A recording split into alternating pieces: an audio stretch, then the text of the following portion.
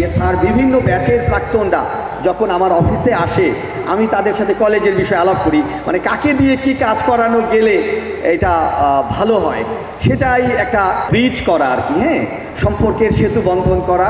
শামীমের সাথে কথা বলেছি, ওর প্রথম কথাই ছিল তুমি আমার কলেজে, এবং আমার শব্দটির উপরে খুব জোর দিয়েছে।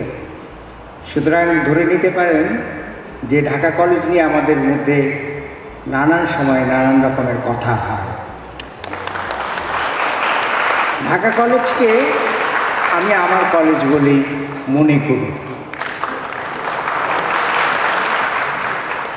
আজকের এই অনুষ্ঠানে যে পরিচ্ছন্নতা অভিযান, এই ব্যাপারটি আপনারা করতে যাচ্ছেন, অনুষ্ঠানের শিরোনাম আপনারা দিয়েছেন স্বপ্নের ঢাকা কলেজ পরিচ্ছন্নতায় অগ্রগামী। ঢাকা কলেজ আমাদের সময়, তার পরের সময়, তারও পরের সময় বিভিন্ন প্রজন্মের যারা উচ্চশিক্ষা লাভ করতে প্রয়াসী হয়েছেন তাদের কাছে একটা স্বপ্নের মতো ছিল।